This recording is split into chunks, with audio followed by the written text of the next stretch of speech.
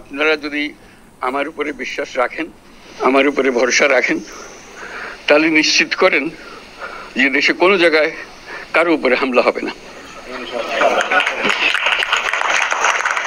এটা আমাদের প্রথম দায়িত্ব। এটা যদি আমি করতে না পারি, এটা আমার কথা যদি না শোনেন আপনারা, তাহলে আমার প্রয়োজন এখানে নাই। আমাকে বিদায় দেন, আমি আমার কাজে থাকি, সেখানে আমি ব্যস্ত থাকি।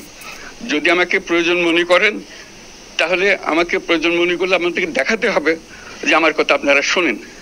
আমার কথা না শুনলে আমার কোনো প্রয়োজন নাই। আমার প্রথম কথা হলো, আপনারা বিশৃঙ্খলা থেকে দেশকে রক্ষা করেন, আপনারা সহিংসতা থেকে দেশকে রক্ষা করেন, যাতে আমরা যা যা আমাদের ছাত্ররা আমাদেরকে পথ দেখায়, সেই পথে আমরা এগিয়ে যেতে পারি।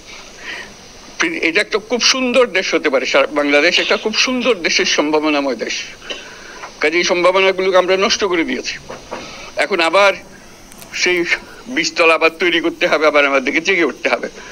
তারাই এই বীজতলা তৈরি করবে, তাদের হাত দিয়েই হবে, এবং তাদের দিকে আমরা তাকাবো, এবং আমরা তাদের নির্দেশ মতে আমরা অগ্রসর হব।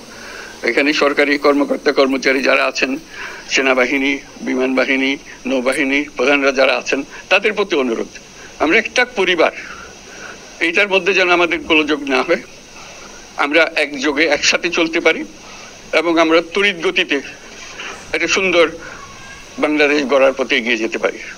সেটাই আমার কামনা। আপনাদের সবার কাছে আবেদন, আমাদেরকে সেই সুযোগ দেন, আমরা সেই পথে আমরা যেন অগ্রসর হয়ে নিজে প্রশান্তি পাই। পৃথিবীর সবাই আগ্রহ করে তাকিয়ে আছে আমাদের দিকে।